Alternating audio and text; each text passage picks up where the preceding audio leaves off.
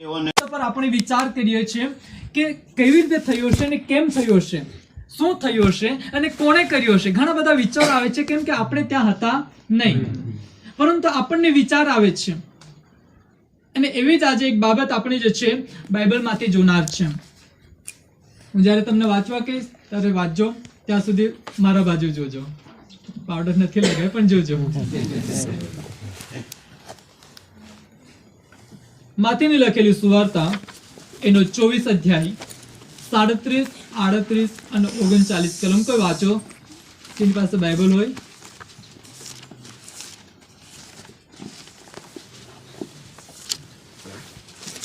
માથીની લખેલી સુવાર્તા અને 24 અધ્યાય 37 થી 39, 37, 38 અને 39 કલમ.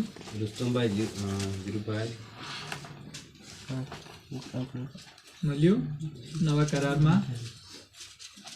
અને જેમ નોહાના સમયમાં થયું તેમ જ માણસના દીકરાનું આવવાનું પણ થશે. કેમ કે જેમ જળ પ્રલયને અગાઉ નોહ વહાણમાં ચડી બેઠો ત્યાં સુધી તેઓના ખાતા પીતા ને તારણવતા હતા, અને જલ પ્રલય આવીને સહુને તાણી લઈને ગયો ત્યાં સુધી તેઓ સમજ્યા તેમ જ માણસના દીકરાનું આવવાનું પણ થશે. Hallelujah, hallelujah. વચન કહે છે કે અને જેમ નોહાના સમયમાં થયું તેમ માણસના દીકરાનું આવું પણ થશે. નોહાના સમયમાં શું થયું હતું? હું પણ નહીં હતો, તમે પણ નહીં હતા, પરંતુ કંઈક તો થયું છે. આજે બાઇબલ આપણને કહી રહ્યું છે કે નોહાના સમયમાં થયું તેમ માણસના દીકરાનું આવું પણ થશે. માણસનો દીકરો એટલે કે પ્રભુ ઈસુ ખ્રિસ્ત. અને નોહાના સમયમાં શું ઘટના બની હતી? હા, જલ પ્રલય આવ્યો હતો. જલ પ્રલય આવ્યો, કોઈને કહીને આવ્યો નહીં. પ્રભુ ઈસુ ખ્રિસ્ત આવશે, કોઈને કહીને આવશે નહીં. પરંતુ તે કહે છે કે જેમ નોહાના સમયમાં થયું તેમ માણસના દીકરાનું આવું પણ થશે. અને જ્યાં સુધી જળ પ્રલય આવ્યો ત્યાં સુધી, અને નોહા વહાણમાં ચડી બેઠો ત્યાં સુધી લોકો શું કરતા હતા? ખાતા, પીતા, પરણતા, પરણાવતા, બાંધતા, પાડતા, રોપતા અને ઉખેડતા હતા. આજે લોકો શું કરે છે? ખાય છે, પીએ છે, બાંધે છે, પાડે છે, રોપે છે, ઉખેડે છે, પરણે છે અને પરણાવે છે. તો નોહાનો સમય છે કે નહીં? છે.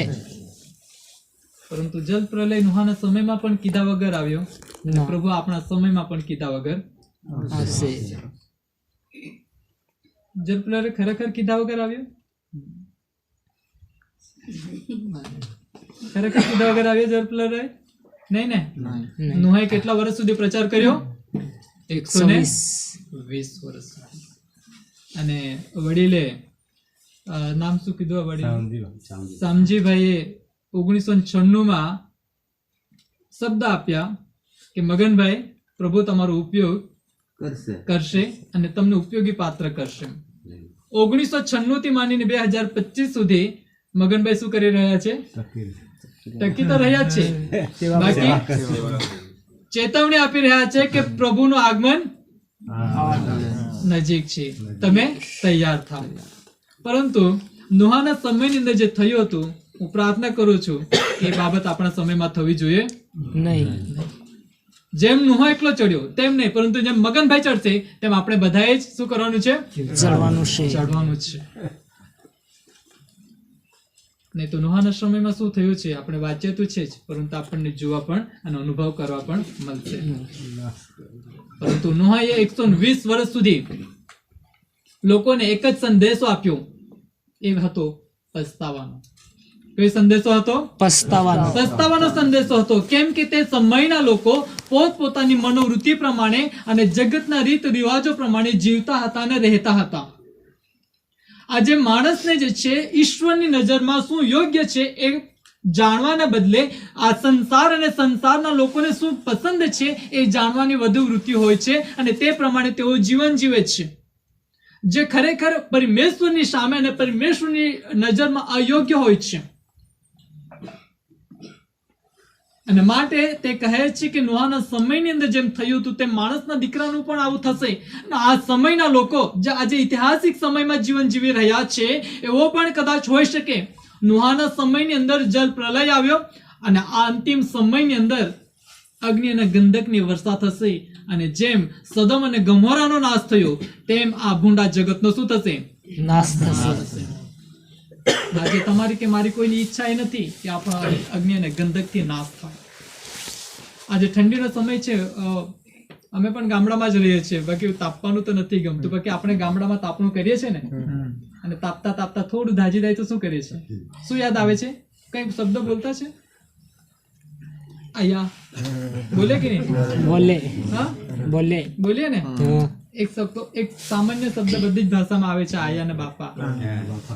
ના ના, આજે ધાજી જાય છે, આયા યાદ આવે છે, પરંતુ જયારે અગ્નિ અને ગંધકની વર્ષા થશે ને, આબો યાદ આવશે. કોણ યાદ આવશે? આબો યાદ આવશે. કેમ કે તે અગ્નિ અને ગંધકની વર્ષા જ છે. નાના નાના કરા નહીં પડશે, પરંતુ મોટા જ છે, પથ્થરોની જેમ મોટા કરાઓ પડશે. તમે બાઇબલની ભવિષ્યવાણી અને બાઇબલનો સંપૂર્ણ અભ્યાસ કરશો, તમને એમનો ખુલાસોની અંદર જોવા મળશે. પરંતુ આજે પરમેશ્વરની એક કૃપા છે કે આજે આપણે પ્રભુની કૃપામાં સહી સલામત છે. દિન પ્રતિદિન તેની કૃપાથી આપણે જે છે આપણે જીવન જીવીએ છીએ. આપણે એટલા બધા પણ સારા નથી કે આપણે જીવન ટકાવી રાખીએ. આપણે એટલા બધા પણ સારા નથી કે આપણે સદા જીવતા રહીએ, અને આપણે એટલા બધા ખરાબ પણ નથી કે પરમેશ્વર આપણને એક ક્ષણની અંદર નાશ કરે. કેમ કે તે પ્રેમાળ અને કૃપાળ ઈશ્વર છે. હાલેલુયા. હાલેલુયા. અને માટે પ્રભુનું વચન કહે છે 39 કલમની અંદર કે જળ પ્રલય આવીને સૌને તાણી લઈ ગયો, અને ત્યાં સુધી તેઓ સમજ્યા તેમજ માણસના દીકરાઓનું પણ આવું થશે. હાલો, આજે આપણે એટલા બધા જે છે અજ્ઞાની નથી કે આપણને જ્ઞાન ના મળ્યું હોય. આપણે એટલા બધા અણસમજુ નથી કે આપણને સમજ ના પડી હોય. આજે હાલો, આ સમય જ છે આપણે જાગૃત થવાની જરૂર છે. માટે પ્રભુનું વચન એવું કહે છે, લુકની લખેલી સુવાર્તાના 13 અધ્યાય 3 કલમ, હું તમને કહું છું કે ના, પણ જો તમે પસ્તાવો કરશો નહીં તો તમે સર્વ તેજ પ્રમાણે નાશ પામશો. લુક ફરીને એકવાર આ સુવાર્તાની અંદર એક સારા સમાચાર આપતા કહે છે કે હું તમને ફરીથી કહું છું, તે જ પ્રમાણે જો તમે પસ્તાવો નહીં કરશો તો નોહાના સમયની અંદર જે થયું તે જ પ્રમાણે જ છે તમારું પણ થશે. આજે લુક પણ આપણને જણાવી રહ્યો છે. માટે 13 અધ્યાય એની 25 કલમ એવું કહે છે કે જ્યારે ઘરઘણી ઉઠીને બહારનું બંધ કરશે અને તમે બહાર ઉભા રહીને બહારનું ખટખટાવ માનશો અને કહેશો કે પ્રભુ અમારા માટે ઉઘાડો, તે તમને ઉત્તર આપશો કે તમે ક્યાં છો, હું જાણતો નથી. નોહાએ 1 દિવસ કે 2 દિવસ, 1 અઠવાડિયું કે 1 મહિનો કે નહીં, પરંતુ 120 વર્ષ સુધી લોકોને પસ્તાવાનો સંદેશો આપ્યો. પરંતુ લોકોએ તેને શું કહ્યું? જગતના લોકોએ તેને શું કહ્યું? કે નોહ કેવો છે? ગાંડો છે. નોહ જે શું કેવો છે? નશામાં છે. એ ગાંડો થઈ ગયો છે. અત્યાર સુધી કઈ વરસાદ વરસ્યો છે કે જળ પ્રલય આવે? અગર આજે દેવના સેવકો દેવના લોકો માટે જે કાર્ય કરી રહ્યા છે અને તેઓ આવીને કહે છે કે તમે પસ્તાવો કરો, તમારા ખોટા માર્ગોથી પાછા ફરો, કેમ કે અંતિમ સમયની અંદર ભવિષ્યવાણીના પુસ્તકો એવું જણાવી રહ્યા છે કે અગ્નિ અને ગંધકની વર્ષા થશે. અને જ્યારે એવો સંદેશ આપણે કોઈને સંભળાવીએ તો કહે છે કે આ દેવના સેવકો કેવા છે? નોહા જેવા ગાંડા થયા છે. પરંતુ આજે પ્રભુનું વચન કહી રહ્યું છે કે જ્યારે નોહ જ છે દેવના આજ્ઞા અનુસાર આ બનાવેલા જહાજની અંદર, હોડીની અંદર તે બેસી જાય છે, ત્યાં સુધી જળ પ્રલય તેનો નાશ નથી કરતો. પરંતુ જ્યારે તે જહાજની અંદર ચડી જાય છે અને જળ પ્રલય આવે છે ત્યારે લોકો જે છે ખટખટાવા લાગે છે અને કહે છે કે અમારે સારું દ્વાર ઉઘાડ. પરંતુ એ જહાજના દ્વાર જે છે પોતે પરમેશ્વરે બંધ કર્યા હતા. અને જ્યારે તેઓ ઠોકી રહ્યા હતા ત્યારે તેમને કહી રહ્યો હતો કે તમે કોણ છો ને ક્યાંના છો હું જાણતો નથી. વહાલાઓ, આજે આ સમય અને આ અવસર આપણને પ્રભુએ આપ્યો છે. આપણે નથી જાણતા કે પ્રભુ ક્યારે આવશે. માથીને લખેલી સુવાર્તા 25 અધ્યાય 13 કલમની અંદર આપણે જોઈએ છે કે જ્યાં 10 કુમારીઓનો દાખલો આપવામાં આવ્યો છે કે જ્યાં 5 બુદ્ધિવાન હતી અને 5 મૂર્ખ હતી. અને જેઓએ પોતાની જે છે આત્મિક જીવનની સંપૂર્ણ તૈયારીઓ કરી અને પ્રભુના આવતા સુધી તેઓ પ્રભુમાં બન્યા રહ્યા. તેઓના આત્માને તેઓ તત્તર રાખ્યો. તેઓએ પોતાના વિશ્વાસને ઠંડો પડવા ના દીધો અને દિન રાત પ્રભુમાં અને પ્રભુના વચનોમાં તેઓ બન્યા રહ્યા.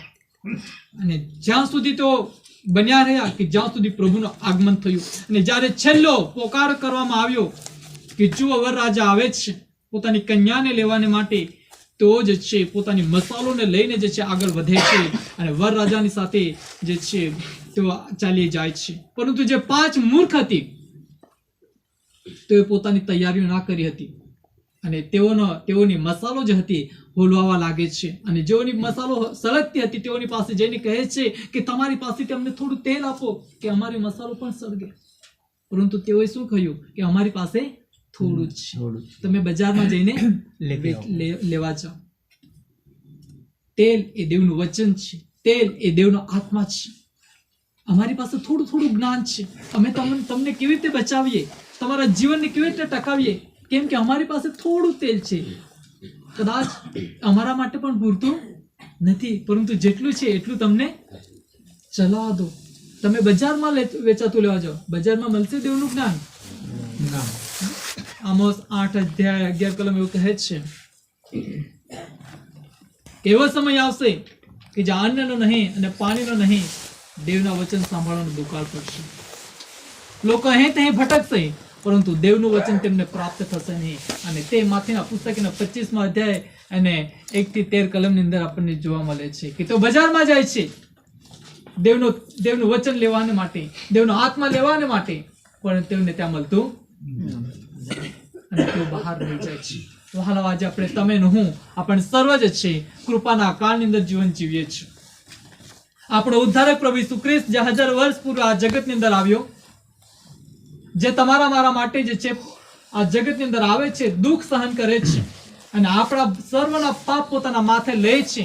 અને એટલું જ નહીં પરંતુ તેને પોતાનો પ્રાણ આપી દે છે અને તેને પોતાનું પવિત્ર લોહીનું ટીપું વહેવડાવી દે છે. અને આજે એ જ આપણો ઉદ્ધારક પ્રભુ ઈસુ ખ્રિસ્ત પિતાના જમણા હાથે બેસીને જે છે પરમ પવિત્ર સ્થાનની અંદર મધ્યસ્થી કરે છે. પરંતુ જે સમય તે પરમ પવિત્ર સ્થાનમાંથી ફરી ઊભો થશે અને આ જગતનો ન્યાય કરવાને માટે બહાર આવશે, ત્યારે તમારા કે મારા પર કોઈના પર કૃપા કરશે નહીં. આજે આપણે સહેલાઈથી પરમેશ્વરની આગળ જઈને પ્રાર્થના કરીએ છીએ અને પ્રાર્થના કરીએ છીએ કે પ્રભુ મારા પાપોને મારા અપરાધોને તું ક્ષમા કર. અને પરમેશ્વર જે છે આપણી પ્રાર્થના સાંભળીને આપણને જે ક્ષમા કરે છે. પરંતુ જે સમયે તે પરમ પવિત્ર સ્થાનમાંથી બહાર આવશે અને જગતનો ન્યાય કરવા માટે જ્યારે તું ઊભો થશે, ત્યારે જ્યારે હું પ્રાર્થના કરીશ કે તમે પ્રાર્થના કરશો, તે સાંભળશે નહીં. ત્યારે તે એક જ શબ્દ બોલશે, તમે કોણ છો હું જાણતો નથી. માટે આ એક કૃપાનો સમય છે કે આપણે કૃપાના સમયની અંદર જીવન જીવી રહ્યા છીએ. અને આજે પણ સમય છે કે આપણે આપણા માર્ગોથી, ખોટા કર્મોથી, ખોટા કામોથી અને ખોટા માર્ગોથી પાછા ફરીએ અને ઈશ્વરને સંપૂર્ણ જીવન આપણું સમર્પિત કરીએ. માટે રોમને પત્ર લખતા પાઉલ કહે છે 13 અધ્યાય અને 11 અને 12 કલમની અંદર,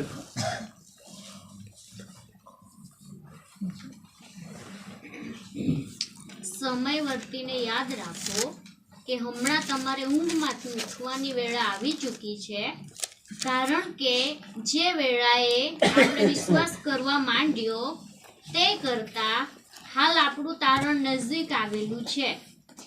રાત ઘણી ગઈ છે, દિવસ પાસે આવ્યો છે. માટે આપણે અંધકારના કામો ત્યજી દઈને પ્રકાશના હથિયારો સજીએ. દિવસ જેમ ઘટે તેમ આપણે સોંપતી રીતે વર્તીએ, મોજ શોખમાં તથા નિશામાં નહીં, વિષય ભોગમાં તથા લંપટપણામાં નહીં, ઝઘડામાં તથા અદેખાઈમાં નહીં, પણ તમે પ્રભુ ઈસુ ખ્રિસ્તને પહેરી લો અને દેહને માટે એટલે તેની દુષ્ટ વાસનાઓના અર્થે ચિંતન ન કરો. હાલેલુયા. પ્રભુનું વચન કહી રહ્યું છે, આ રાત્રે આપણને ફરીને એકવાર કહે છે કે સમય વર્તીને તમે યાદ રાખો કે હમણાં તમારો ઊંઘમાંથી ઉઠવાનો સમય આવી ચૂક્યો છે. આપણે શારીરિક રીતે કદાચ જાગૃત હોઈએ, પરંતુ આત્મિક રીતે આજે પણ ક્યાંક ને ક્યાંક આપણે જે છે નબળા પડી ગયા છે. આપણે એટલી બધી ઢીલ રાખી છે કે આપણે દેવના આગમન સંબંધી હજી પણ આપણે ગંભીર નથી. દેવના વચન સંબંધી આપણે ગંભીર નથી. મંજીભાઈ પુષ્કળ બહુ જ સરસ ગીતના શબ્દ, જેના જીવનમાં ઈશ્વર નથી, જેના જીવનમાં પ્રાર્થના નથી, જેના જીવનમાં વચન નથી, એનું જીવન કોઈ કામનું નથી. કેમ કે આજે નહીં તો કાલે એનું જીવન અગ્નિની ખાઈમાં પડવાનું છે. માટે કહે છે કે સમય વર્તી તમે યાદ રાખો કે તમારી ઊંઘમાંથી ઉઠવાની વેળ આવી ચૂકી છે. આ શારીરિક ઊંઘની વાત નથી કરી, આ તો આત્મિક ઊંઘની વાત કરી છે. અને વચન આગળ કહે છે, કારણ કે જે સમયે આપણે સર્વએ વિશ્વાસ કરવા માંડ્યો તે કરતા હાલ આપણું તારણ નજીક આવેલું છે. જે સમયે 1996 ની અંદર મગનભાઈએ વિશ્વાસ કર્યો કે પ્રભુ ઈસુ ખ્રિસ્ત એ દેવનો દીકરો છે અને એ જ ખરો મારો ઉદ્ધારક છે અને એના દ્વારા જ મારો અને મારા પરિવારનો ઉદ્ધાર છે, અને જે સમયે તેઓએ જે પુષ્કળ પૂરા મનથી પૂરા તનથી એમણે જે વિશ્વાસ મૂક્યો, મગનભાઈ આજે વચન એવું કહે છે, તે વિશ્વાસ કરતા અને તે સમય કરતા હાલ તમારું તારણ નજીક આવ્યું છે. અને આપણે દરેકના માટે જે સમયે આપણે પ્રભુ પર વિશ્વાસ કર્યો અને આપણું જીવન પ્રભુને સોંપ્યું અને પ્રભુ ઈસુ ખ્રિસ્તને આપણા ઉદ્ધારક તરીકે સ્વીકાર કર્યો, તે કરતા હાલ આપણું તારણ નજીક આવ્યું છે. માટે કે પ્રભુનું આગમન નજીક છે. Hallelujah, hallelujah. ને તે વચન કહે છે કે માટે તમે કહે છે કે રાત ઘણી ગઈ છે અને દિવસ પાસે આવ્યો છે, માટે આપણે અંધકારના કામો તજી દઈને પ્રકાશના હથિયારો સજી લઈએ. રાત ઘણી ગઈ છે અને રાતની અંદર જે ભૂંડાઈ ભર્યા કામો થાય છે એ દરેક કામોને હવે તજી દઈએ, કેમ કે અત્યારે પણ આપણા પર કૃપા કરવામાં આવશે અને પ્રભુ આપણા પર કૃપા કરી રહ્યા છે. માટે તે કહે છે કે આપણે અંધકારના કામો તજી દઈએ અને પ્રકાશના હથિયારો સજી લઈએ. વહાલાઓ, આજે આપણે પરમેશ્વર જે છે અંધકારમાંથી પ્રકાશમાં તેડ્યા છે કે આપણે પ્રકાશમય જીવન જીવીએ. કેમ કે પ્રભુ ઈસુ ખ્રિસ્ત પોતે કહે છે કે જગતનો અજવાળું હું છું અને જે કોઈ તેની પાછળ ચાલે છે તે કદી અંધકારમાં ઠોકર ખાશે નથી. પરંતુ જ્યાં આજે બાઇબલ આપણને એવું કહે, આપણે એવું કહીએ છીએ કે પરમેશ્વર આપણને અંધકારમાંથી પ્રકાશમાં તેડ્યા છે, તો અંધકાર કોણ છે? પરંતુ બાઇબલ આપણને કંઈક અલગ જણાવે છે. આપણે અંધકારમાંથી નથી આવ્યા, આપણે પોતે અંધકાર હતા. એફેસીનો પત્રનો 5મો અધ્યાય 8 કલમ એવું કહે છે,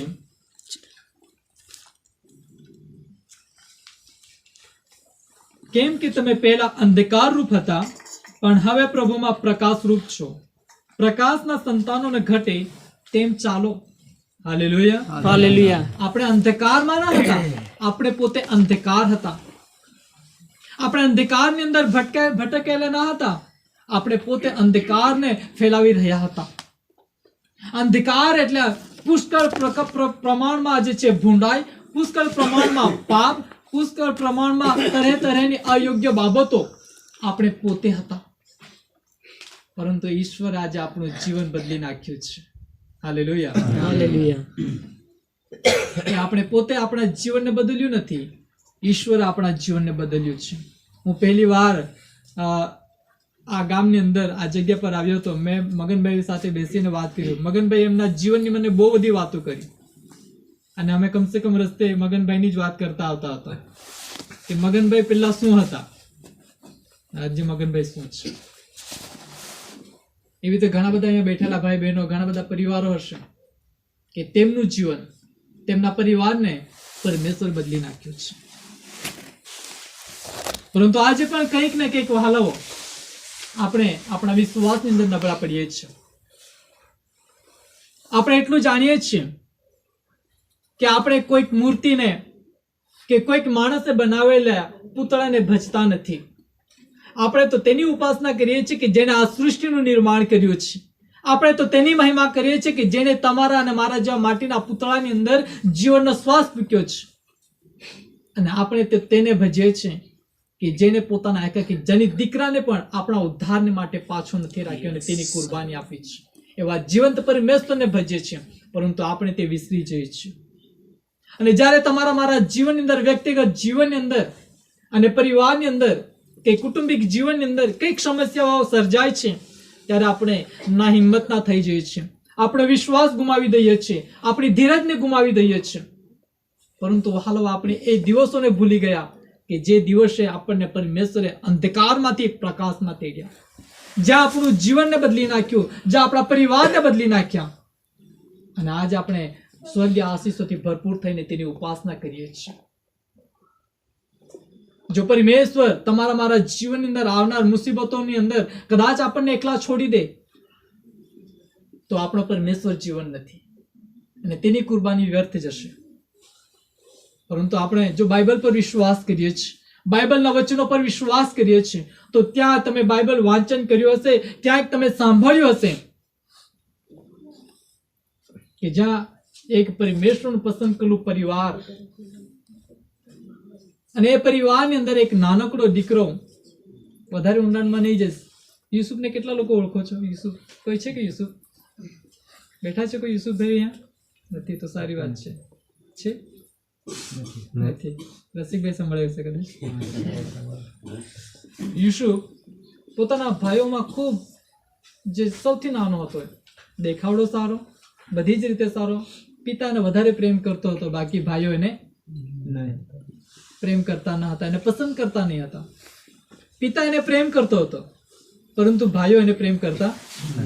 નાનપણથી એને મારી નાખવાનો પ્રયત્ન કર્યો, એને તરે તરેની મુશ્કેલીઓમાં નાખ્યો, પરીક્ષણમાં નાખ્યો, પરંતુ દેવ એને વધુ ને વધુ ઊંચે લઈ ગયો. એક સમય એવો આવ્યો કે જે લોકોએ તેને મારી નાખવાનો પ્રયત્ન કર્યો, જે લોકોએ તેને સતાવ્યો, એ તેને શરણે ગયા. Hallelujah, hallelujah. દેવ તમને પ્રેમ કરે છે, જગત તમને પ્રેમ કરતું નથી. જગત તમને ધિક્કારે છે, તમને તમારી ટીકા કરે છે, તમારી નિંદા કરે છે, પરંતુ દેવ તમને વધુ ને વધુ આગળ લઈ જશે અને ઉચ્ચ સ્થાને લઈ જશે. અને એ સ્વર્ગ રાજ્યની અંદર જ્યારે તમે પ્રવેશ કરશો, જ્યારે તમને સતાવનારા અને તમને નિંદા અને તમારી ટીકા કરનારા લોકો જોશે, અરે આ તો દેવના લોકો હતા જેમને અમે આ જગતની અંદર સતાવતા હતા. અને તેઓ લજવાશે અને દુઃખિત થશે, અને ત્યારે તમને તેઓ હાક મારશે કે અમને માફ કરો. પરંતુ તે સમયે પરમેશ્વર તેમને એક જ ઉત્તર આપશે કે તમને હું જાણતો નથી. કેમ કે તમે જે છે મારા ભાઈઓ કે મારી બહેનોને તમે સતાવ્યો નથી, તમે તો મને સતાવ્યો છે. હું તમને જાણતો નથી. હાલાઓ, જો યુસુફનું જીવન પરમેશ્વર પરિસ્થિતિ બદલી નાખતો હોય, તો શું તમારા અને તમારા પરિવારની પરિસ્થિતિ ના બદલે? જો પરમેશ્વર જો દાનિયેલને જો સિંહના બિલની અંદર નાખવામાં આવ્યો છે અને એ સિંહના મોઢાને બંધ કરી શકતો હોય, તો શું તમારી સામે આવનાર સંકટો અને પરીક્ષણોની દિશા ના બદલી શકે? બદલી શકે. જો સદ્રક મેશક અબેદનગોને અગ્નિની ખાઈમાં નાખવામાં આવે છે, તો શું તમને દુઃખ અને વિપત્તિમાંથી બહાર નહીં કાઢશે? કાઢશે. તો આજે આપણો વિશ્વાસ અને આપણી ધીરજ ક્યાં છે? આજે આપણો વિશ્વાસ અને આપણી ધીરજ ક્યાં છે? કેમ કે જ્યારે પણ કંઈક મુશ્કેલીઓ આવે છે, કંઈક સતાવણી આવે છે, ત્યારે આપણી ધીરજ અને આપણો વિશ્વાસ ડગમગી જાય છે. હું છેલ્લે બીજો એક દાખલો આપીશ. પ્રભુ ઈસુ ખ્રિસ્ત જ્યારે આ સંસારમાં હતા, એક મનુષ્ય સ્વરૂપે, મનુષ્ય દેહની અંદર, તે એક નગરથી બીજે નગર, એક ગામથી બીજે ગામ જઈને દેવ રાજ્યની સુવાર્તા પ્રચાર કરતા હતા અને પરમેશ્વરની ઓળખ લોકોને આપતા હતા. અને તેની પાછળ પુષ્કળ પ્રમાણમાં લોકો જ હતા, એ સુવાર્તા સાંભળવા માટે લોકો જતા હતા. અને એક દિવસ એવો બનાવ બન્યો કે પ્રભુ ઈસુ ખ્રિસ્ત જે છે આખો દિવસ જે છે પ્રચાર કરવાથી, લોકોને શિક્ષણ આપવાથી થાક્યા હતા, અને તો જે છે પ્રાર્થના કરવા માટે રોકાય છે. સાંજનો પહોર હોય છે, અને શિષ્યોને કહ્યું કે તમે હોડીમાં બેસો અને પેલે પાર જાઓ. એ છેલ્લી એક જ હોડી હતી, છેલ્લી એક જ હોડી, બીજી કોઈ હોડી નહીં હતી. અને શિષ્યો જે છે હોડીમાં બેસીને પરમેશ્વરની આજ્ઞા પ્રમાણે તેઓ નીકળી પડે છે. અને જતા જતા એમ તો અંધારું થવા જ લાગ્યું હતું અને અંધારું ઘોર અંધકાર થયો. અને જ્યારે તેઓ નદીની અંદર, સમુદ્રની અંદર તેઓ મુસાફરી કરતા હોય છે, અચાનક ત્યાં તોફાન થવા લાગે છે. તોફાન થવા લાગે છે, મોજા ઉછળવા લાગે છે અને નદીનું પાણી જે છે ઉછળી ઉછળીને હોડીની અંદર પડવા લાગે છે, ભરવા લાગે છે અને હોડી જે છે ડોલવા લાગે છે. અને તેઓ પરમેશ્વરને પુકારે, પ્રભુ ગુરુજી અમને બચાવો, અમે નાશ પામી રહ્યા છીએ, હોડીઓ ડૂબવા લાગી છે. ને એ સમય પ્રભુ ઈસુ ખ્રિસ્ત જે છે પાણી પર ચાલતા ચાલતા ત્યાં આવે છે. અને એ જોઈને પિત્તર શું કહે છે? એ કોણ છે? કોણ છે? કોણ છે? બોલો તો ખરા, કઈ જ નહીં કહેવાય. ભૂત. પિત્તર શું કહે છે? એ તો ભૂત છે. અને કહે છે કે તમે બીઓ નહીં, એ તો હું છું, એ તો હું છું. અને તેઓ કહે છે કે અગર પ્રભુ તું છે તો તું શું કર, મને ચાલવા કે. પાણી પર ચાલવાની આજ્ઞા આપે છે ને. પિત્તર કૂદી પડે છે. પરંતુ એને કેટલો બધો વિચાર કર્યો છે, પગ નાખું કે નહીં નાખું. સંદેહ તો હતો જ, પગ નાખું કે નહીં નાખું. અને પિત્તરને કહ્યું કે પિત્તર તું ચાલ્યો આવ. અને પિત્તર જે છે પ્રભુ તરફ નજર રાખીને તેની તરફ દ્રષ્ટિ કરીને જે છે એ હોડીમાંથી બહાર આવે છે અને પાણી પર ચાલવા લાગે છે. હાલેલુયા. પ્રભુના માટે કોઈ અશક્ય નથી. અને પિત્તર જે છે કેટલો આનંદમાં આવી જાય છે કે પ્રભુ ચાલે છે અને પ્રભુ પછી હું છું કે પાણી પર ચાલે છે. પરંતુ એ જ ક્ષણે તેની નજર જે છે આજુબાજુ ચાલતા તોફાન પર જાય છે. આજુબાજુ ચાલતા તોફાન પર જાય છે, મોજાઓ ઉછળી રહ્યા છે, જોરમાં પવન ફૂંકાઈ રહ્યો છે અને તેની નજર ત્યાં જાય છે. પ્રભુ પરથી તેની નજર હટે છે અને તે પાણીમાં ડૂબવા લાગે છે. વહાલાઓ, દુઃખ, મુશ્કેલીઓ, પરીક્ષણો, જગતની નિંદાઓ, ટીકાઓ, સતાવણી આ જગતની અંદર રહેશે જ. અને તે તરફ જો આપણે નજર કરીશું તો આ આત્મિક જીવનની મુસાફરી ક્યારે આપણી સફળ નહીં થશે. ના જગતરૂપી સમુદ્રની અંદર આપણું જીવન અહીં જ પૂરું થશે. સમજાય છે? કેમ કે બહુ દૂરથી આવ્યો છું, કેમ કે પૂરું અધૂરું કરીને તો નહીં જ જાઉં. નહીં સમજ પડે તો કાલે આખો દિવસ બેસાડીશ. આવજો હે, બાકી આખો દિવસ બેસાડવાનું શંકર નહીં આવે. મગનભાઈ જે નહીં આવે એમના ઘરે મને લઈ જજો, પાછો રોકાઈ જઈશ કાલે. મારી એક ઈચ્છા છે કે કશે બી ગમે ત્યાં જાઉં છું, મારે જેટલું શીખવાનું હોય શીખવીને જ જાઉં તો મારા મનને સંતોષ થાય. કારણ કે હું ખવડાવું તો પેટ ભરીને ખવડાવું, નહીં તો અધૂરું નહીં. સમજાય છે હું શું કહું છું? સમજાય. એમ જ હાની કહેતા હે. કાલે પૂછા, કાલે પાછું પૂછા. આ સંસાર રૂપી સમુદ્રની અંદર આપણું જીવન જે છે બહાર કાઢવું હોય તો આપણી નજર ફક્ત એક કલવરીના વધસ્તંભ પર હોવી જોઈએ. હાલેલુયા. હાલેલુયા. જ્યારે દુઃખ આવે છે, જ્યારે સતાવણી આવે છે, જ્યારે કોઈક મારો ભાઈ, મારી બહેન કે મારું બાજુમાં રહેતું પરિવાર જે છે મારી નિંદા કરે છે, મારી ટીકા કરે છે, તો પ્રભુના નામને ધન્યવાદ દો. આજે કંઈક તમને અલગ શીખવીશ. પ્રભુના નામને ધન્યવાદ દો જ્યારે લોકો તમારી સતાવણી કરે છે, જ્યારે લોકો તમારા વિરુદ્ધમાં બોલે છે. પ્રભુના નામને ધન્યવાદ દો, કેમ કે તેઓ તમને સતાવતા નથી, તેઓ તમારી ટીકા નથી કરતા, તેઓ તો પ્રભુ ઈસુ ખ્રિસ્તની ટીકા કરે છે. હાલેલુયા. અને તમારા મધ્ય તેઓ ખ્રિસ્તને જુએ છે, માટે તેઓ તમારી નિંદા કરે છે. હાલેલુયા. હાલેલુયા. માટે તમે એ જાણી લો અને સમજી લો કે પ્રભુ તમારી સાથે છે. હાલેલુયા. હાલેલુયા. માટે કહે છે કે સમય વર્તીને તમે યાદ રાખો, જે ઘડી તમે વિશ્વાસ કરવા માંડ્યો એ કરતા હાલ તમારું તારણ પાસે પાસે આવે છે. માટે તે કહે છે વચનની અંદર કે તમે પોતે તમે અંધકાર રૂપ હતા, પરંતુ હાલ તમને પ્રભુ જે છે પ્રકાશમાં તેડ્યા છે. ને પ્રભુમાં તમે પ્રકાશરૂપ છો, માટે પ્રકાશના સંતાનો ન ઘટે તેમ તમે ચાલો. ને પ્રકાશના સંતાનો એટલે કે ઈશ્વરના સંતાનો જેમ શોભે છે તેમને ઘટે તેમ તમે ચાલો. અને એક પ્રેમાળ પરિવાર કે એક પ્રેમાળ બાપ દીકરાનો દાખલો હું તમને તમારી સામે આપું. બધાને નથી ઓળખતો, અહીંયા જોઉં છું મેં કે મગનભાઈના સંતાનને ઘટે તેમ મગનભાઈનો દીકરો ચાલે છે કે નહીં? મગનભાઈના પરિવારનું નામ ઊંચું થાય, મગનભાઈનું પરિવાર નીચે નહીં જોવે, એવી રીતે કોણ જીવન જીવે છે? રસિકભાઈ જીવન જીવે છે. એ જ પ્રભુ આપણી પાસે ચાહે છે કે આપણે ઈશ્વરના સંતાનો તરીકે તેનું નામ ઊંચું મનાય, તેની મહિમા થાય, માટે તે પ્રમાણે આપણે જીવન જીવીએ. કોઈ એક ગાલ પર મારે તો આપણે શું કરવું જોઈએ? મારવું જોઈએ? એવું તો નહીં જ થાય. હવે આજના સમયમાં તો નહીં થાય, આપણા સમયમાં નહીં થાય. પ્રભુ કહે છે કે કોઈ એક ગાલ પર મારે તો બીજો ગાલ પર તું આપી દે. બાકી આપણો સમાજ આજે બહુ આગળ છે. આવી જા, તૈયાર છે. મૂસાનો નિયમશાસ્ત્ર બહુ પાડે છે, અને કેમ કે બધું બલિ ભાકર બધું કરવાની જરૂર નથી. પરંતુ પ્રભુ કહે છે કે તમારા વેરીઓના માટે તમે શું કરો? પહેલા પ્રાર્થના કરો અને તેને પ્રેમ કરો. પરંતુ જો આપણે કોઈની પાસે કંઈક અપેક્ષા રાખીએ છીએ કે તે ભલે મારો વેરી છે, પરંતુ તે પણ મારા પર જો પ્રેમ કરે તો આપણે પ્રથમ તેના પર પ્રેમ કરવો પડશે. ને એ જ પ્રભુના પ્રકાશના સંતાનોને ઘટે છે.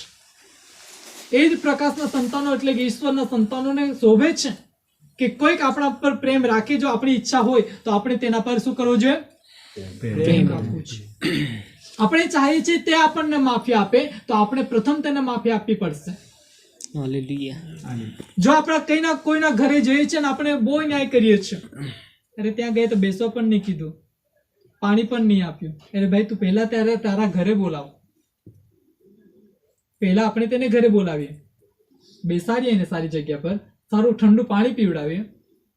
તમે જો તમને બીજા ત્રીજા દિવસે તમને ઘરે બોલાવશે, તમે પાણી પીવડાવશો, તમને જમાડીને મોકલશે.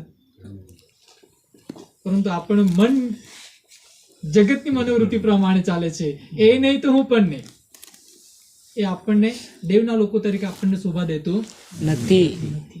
પરંતુ આપણે નુહાના કામને ક્યારે ભૂલીએ નહીં. પરમેશ્વરે જૂના કરારની અંદર જ્યારે આપણે જોઈએ છે, ઇઝરાયલના લોકોના સમયમાં ઊંઘ આવે તો ઉપર હાથ કરજો, આપણે બધા જ પથારી કરી દઈશું. પરમેશ્વરે જૂના કરારની અંદર હિબ્રુ લોકો જ્યારે ગુલામીમાં હતા મિસર દેશમાં, ત્યારે દેવના લોકોને જે મિસ્રી લોકો જે સત્વી રહ્યા હતા અને તેઓને આગેવાની કરતા ફારૂ રાજાને કેટલી તકો આપવામાં આવી? 10 તકો આપી. કેટલી તકો આપી? 10 અવસરો આપ્યા કે તું પસ્તાવો કર અને મારા લોકોને જવા દે, તેઓને તું ના સતાવ, તેઓને તું નિંદા, તેઓને પર તું જુલમ ના ગુજાર, એ મારા લોકો છે. શું મિસરના લોકો પરમેશ્વરના લોકો નહીં હતા? પવિત્ર શાસ્ત્ર બાઇબલ એવું કહે છે કે પરમેશ્વરે 5 દિવસમાં સૃષ્ટિનું નિર્માણ કર્યું અને 6ઠા દિવસે પરમેશ્વરે જે છે માણસને પોતાની પ્રતિમા પ્રમાણે બનાવ્યું. તો એ મિસ્રી લોકો પણ દેવની પ્રતિમા હતા. પરમેશ્વરની ઈચ્છા એની હતી કે તેઓનો નાશ કરે, પરંતુ તેઓએ ઈશ્વરનું સાંભળ્યું નહીં, દેવનું સાંભળ્યું નહીં, ને માટે તેઓનો નાશ થયો. 10 અવસરો તેમને આપ્યા, પરંતુ તેઓએ દેવની આજ્ઞા કે દેવનું વચન સાંભળવાનું તેઓ પસંદ કર્યું નહીં, અને ઈશ્વરે તેમનો નાશ કર્યો. 10 તક તેમને આપવામાં આવી. ત્યાર પછી ઇઝરાયલ લોકો જેઓને બચાવવાને માટે પરમેશ્વરે મિસ્રી લોકો પર શિક્ષા આણી, તો 430 વર્ષ સુધી જે છે તો ગુલામીમાં રહ્યા. કેટલા? 430 વર્ષ સુધી પરમેશ્વર કોણ છે તેઓ જાણતા ન હતા. અને જ્યારે પરમેશ્વરે મૂસાને મોકલ્યો અને મૂસા દ્વારા તેઓને જે છે ત્યાંથી મુક્ત કરવા માટે ફારૂ રાજાની પાસે તેને મોકલ્યો, અને તેના કારણે ફારૂ રાજા પર મોટી શિક્ષા આવી પડી. અને ત્યારે તેઓએ જોયું કે જે પરમેશ્વર અમને તેડવાના માટે મોકલ્યા છે એ પરમેશ્વર કેવો સામર્થ્યવાન પરમેશ્વર છે. કેમ કે તે પરમેશ્વર જે 10 વિપત્તિઓ જેને આપણે કહીએ જે મિસરની અંદર લાવ્યો એ દરેકે જે છે ઇઝરાયલ લોકોએ જોયું, દરેક હિબ્રુ લોકોએ જોયું અને તેઓએ જાણ્યું કે પરમેશ્વર કેવો શક્તિશાળી છે. તેના માટે કંઈ પણ બાબત અશક્ય નથી. પરંતુ જ્યારે જોઈએ છે કે પરમેશ્વરે તેઓના હૃદયોને જાણ્યા.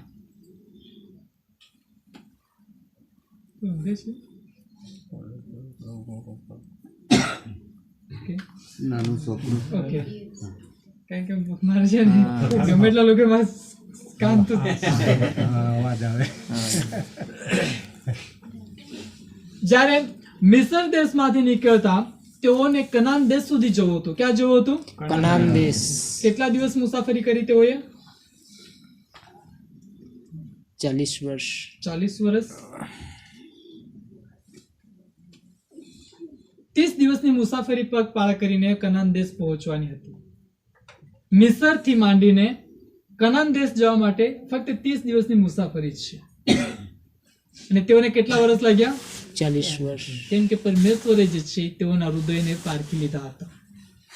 ભલે તેઓએ આજે મારા કાર્યને જોયા છે, મારા પરાક્રમને જોયું છે, મારા પ્રેમને જોયું છે, પરંતુ તેઓના હૃદય હજી પણ હઠેલા છે ને તેઓને જે છે એ કનાન દેશની અંદર પહોંચવાડાને માટે ને કનાન દેશની અંદર વસવાને યોગ્ય બનાવવાને માટે પરમેશ્વરે તેઓને 40 વર્ષ સુધી શું કર્યું? અરણ્યની અંદર રાખ્યા અને તેઓને તૈયાર કરવા માંડ્યા.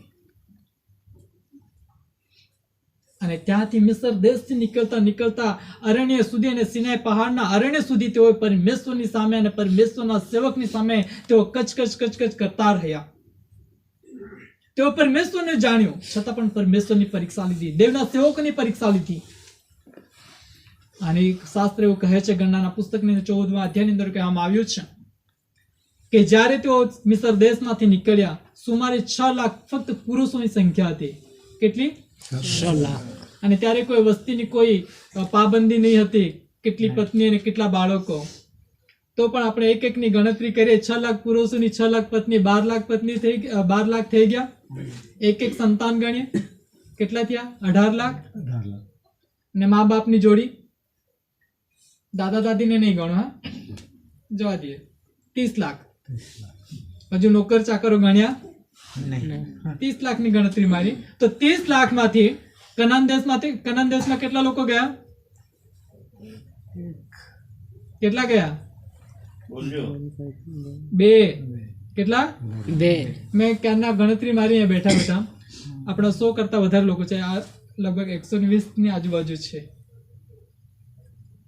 તમે બેઠા હતા, હું તમને બેસીને ગણતો હતો. તો 120 માંથી કેટલા લોકો સ્વર્ગમાં જશે? જો 30 લાખમાંથી 2 જણા જતા હોય તો 120 માંથી કેટલા લોકો જશે? તો આજે કહી શકો છો, પોતાના મનની અંદર ઉત્તર આપો અને પ્રશ્ન પણ મનમાં પૂછો કે હું પ્રભુના રાજ્યને માટે તૈયાર છું કે નહીં, અને ઉત્તર તમને તમારું મન આપશે. અગર નહીં આપે તો આજ રાત્રિએ તમે પ્રાર્થના કરીને ઊંઘજો અને પ્રભુ તમને ઉત્તર આપશે. યસ. એ માટે કહે છે કે સમય વર્તી તમે યાદ રાખો, સમય વર્તીને તમે યાદ રાખો કે તમારી ઊંઘમાંથી ઉઠવાની વેળ આવી ચૂકી છે. અને ઈશ્વરે આપણને જેમ ફરો રાજાને 10 તકો આપી, ઇઝરાયલ લોકોને 430 અને બીજા 40 વર્ષ અરણ્યની અંદર 470 વર્ષ સુધી તેઓને સાચવ્યા, તેઓને કેળવ્યા, પરંતુ ફક્ત 2 જ લોકો કનાન દેશની અંદર જો જાય છે તો આટલી ગંભીર અને ચિંતાજનક પ્રશ્ન છે આપણા માટે કે આજે આપણે આપણા આત્મિક જીવનને કેવી રીતે તૈયાર કર્યું છે ને કેવી રીતે તૈયાર કરી રહ્યા છે. પ્રભુની સંગાથે ચાલીએ છીએ કે પ્રભુની સંગાથે જીવીએ છીએ કે નહીં, એ આપણે પોતાને પૂછીએ. કેમ કે આજે આપણા વિશ્વાસુ સમાજની અંદર મેં બાબતો નોંધ લીધી છે. જ્યારે દુઃખ આવી પડે છે ત્યારે પાસ્ટર સાહેબ પણ યાદ આવી જાય, અને પ્રભુ પણ યાદ આવી જાય છે, પરંતુ સુખની ઘડીએ ના પાસ્ટર સાહેબ દેખાય અને પ્રભુ પણ નહીં યાદ આવે.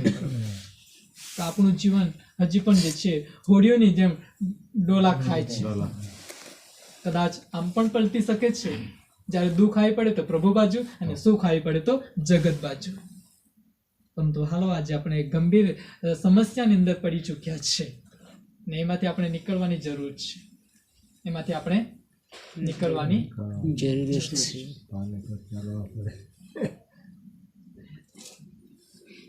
નીનવે શહેરના લોકોને યાદ કરીએ. નોહાએ જ્યારે 120 વર્ષ સુધી પસ્તાવાનો સંદેશો આપ્યો, કોઈ પસ્તાવો ના કર્યો અને જળપ્રલય આવ્યો અને લોકોને તાણી ગયો અને સર્વનો નાશ થયો. ફક્ત નોહા અને નોહાનો પરિવાર બચ્યું.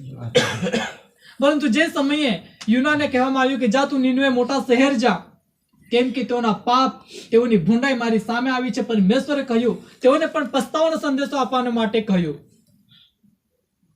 પરંતુ જે સમયે પરમેશ્વરના સેવક યુના જે છે નીનવે જાય છે અને પસ્તાવાનો સંદેશો તેઓને આપ્યા છે અને કહે છે કે હવે પછી જે આવનાર સમયમાં પરમેશ્વર નીનવે શહેરનો જે છે નાશ કરનાર છે જો તમે પસ્તાવો નહીં કરશો. રાજાથી માંડીને એક ચાકર સુધી, નાના બાળકથી માંડીને વૃદ્ધ સુધી અને ઢોર ઢાક સર્વ જે છે પોતાના વસ્ત્ર ઉતાર્યા, ટાટ ઓઢે છે અને રાખમાં બેસીને પસ્તાવો કરે છે અને એક પણ વ્યક્તિનો નાશ ના થયો. Hallelujah, hallelujah. એટલે પ્રભુનું વચન એવું છે, આપણને જણાવી રહ્યું છે કે જો પાછળ છે ઘરની પાછળ નહીં, જો આજે વિશ્વાસમાં છે તો કદાચ આવનાર સમયમાં પાછા પડી જશે. પરંતુ જેઓને આજે આપણે કહી રહ્યા છે કે તેઓનો નાશ થશે, તેઓ સૌથી આગળ હશે. આ સ્વર્ગની અજાયબી છે. સ્વર્ગની અજાયબી એટલે કદાચ આપણે વિશ્વાસુ લોકો આપણે માનીએ છીએ કે મેં બાપ્તિસ્મા લઈ લીધું છે અને હું દાન ધર્મ નાખું છું અને પ્રાર્થના કરું છું, હાથમાં બાઇબલ લઈને દેવાળે જાઉં છું એટલે હું સ્વર્ગમાં જઈશ. અને પેલો વ્યક્તિ દેવાળે નથી આવતો, પ્રાર્થના નથી કરતો, એ તે સ્વર્ગમાં નહીં હશે. પરંતુ વહાલાઓ જે દિવસે ન્યાયકાળના દિવસે કદાચ એ જ વ્યક્તિ સૌથી આગળ સ્વર્ગમાં હશે. લાજરસની છે, સાચી વાત. માટે અન્યનું જીવન બતાવવા કરતા અને અન્યને ન્યાય કરવા કરતા આપણા જીવનની ચિંતા કરીએ. કેમ કે એક વાર સમય અને અવસર આવીને જશે, ફરી એને મળશે નહીં. કેમ કે આજે પણ પ્રભુ આપણા પર કૃપા કરી રહ્યો છે. એટલા માટે પ્રગટીકરણ એનો 2 અધ્યાય 7 કલમ કહે છે, આત્મા મંડળીઓને કહે છે કે જેને કાન છે તે સાંભળે, જે જીતે છે તેને ઈશ્વર પારદેશમાંના જીવનના ઝાડ પરનું ફળ હું ખાવાને આપીશ. આત્મા મંડળીને કહી રહ્યો છે અને મંડળી આપણે છે. ઈશ્વરનો આત્મા આજે આપણે દરેકની સાથે વાત કરી રહ્યો છે અને તે કહે છે જેને કાન છે તે સાંભળે. કાન છે કે છે? આ કાનની વાત નથી કરી, આત્મિક કાનની વાત કરે છે. અને આત્મિક કાન ઉઘાડા રાખવા ક્યારે ઉઘાડા થશે? કે જ્યારે આપણે આત્મિક રીતે જાગૃત થઈશું.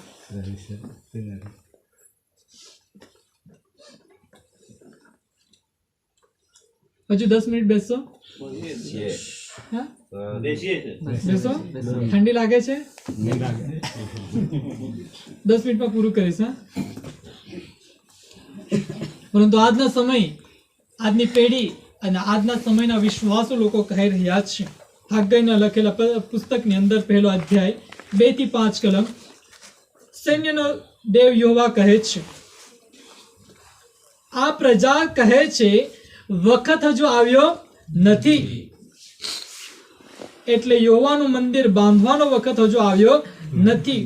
ત્યારે યહોવાનું વચન હાગ્ગાઈ પ્રબોધકની મારફતે આવ્યું કે આ મંદિર ઉજ્જડ પડી રહેલું છે, તે દરમિયાન તમારે તમારા છતવાળા ઘરોમાં રહેવાનો આ વખત છે શું?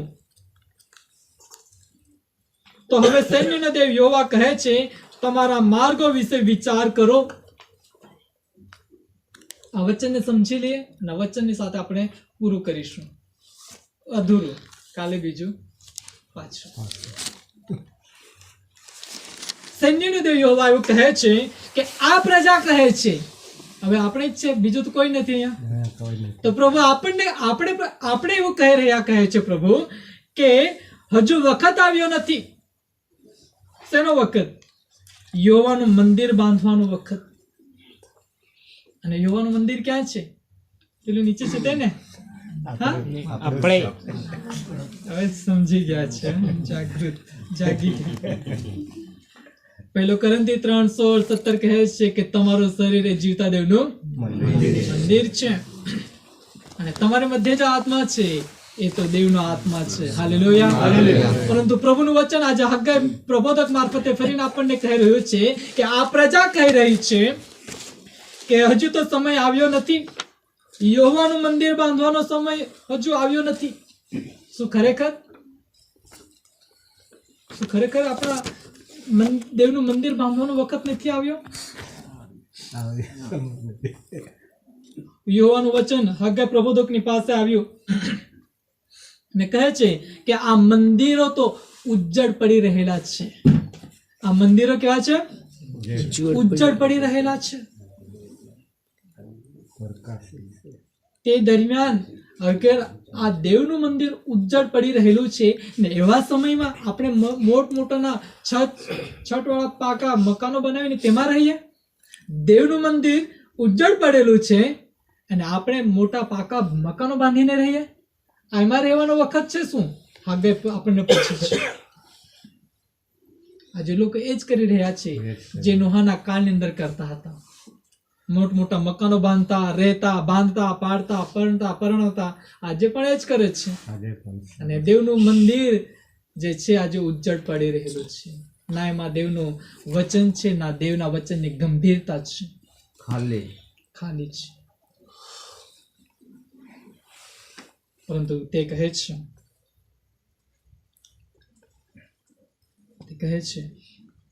કે હવે તમે તમારા માર્ગોનો વિચાર કરો, તમે તમારા જીવનોનો વિચાર કરો કે તમે કઈ રીતે જીવન જીવો છો અને કોનું સાંભળો છો અને કોનું તમે ગ્રહણ કરો છો. જો ઈશ્વર તમારા જીવન સંબંધી આજે વિચાર કરીને તમારા ભવિષ્ય જીવનને આજે તૈયાર કરી શકતો હોય તો તમારે આ જગતનું સાંભળવું છે કે પછી જે આપણું ભવિષ્યનું વિચાર અને આપણા સદાકાળનું જે જીવન આપવાનું જેને વચન આપ્યું છે, જે આપણા આ સદાકાળનું જીવન આપવા માટે જે આજે આપણને તૈયાર કરી રહ્યો છે તેનું સાંભળીએ કે જે ક્ષણિક સુખ આપે છે ને જે ક્ષણિક આનંદ આપે છે એવા જગતનું સાંભળીએ. આજે આપણે ઈશ્વરનું સાંભળીએ. માટે હગ્ગાઈ કહે છે કે તમે તમારા માર્ગો વિશે વિચાર કરો, તમે તમારા જીવનો વિશે તમે વિચાર કરો કે તમે કઈ પરિસ્થિતિમાં હતા અને કઈ પરિસ્થિતિમાં તમે આવી ચૂક્યા છો.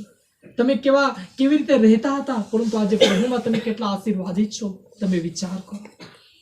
પરંતુ આજે પણ પ્રભુ કહે છે કે તમે તમારા માર્ગો અને તમારા જીવનો વિશે તમે વિચાર કરો અને તમારા ખોટા માર્ગો, ખોટા કર્મોથી તમે પાછા ફરો, પસ્તાવો કરો અને તમારું જીવન સંપૂર્ણ રીતે તમે ઈશ્વરને સોંપી દો કે જેથી કરીને તમારા પરિવાર, તમારો કુટુંબ, સમાજનો નાશ ન થાય, પરંતુ તમે સ્વર્ગ રાજ્યનો વારસો પામો.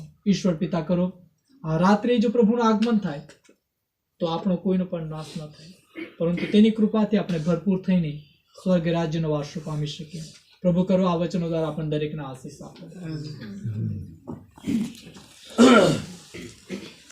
સુંદર વચનને માટે આપણે ખાસ આ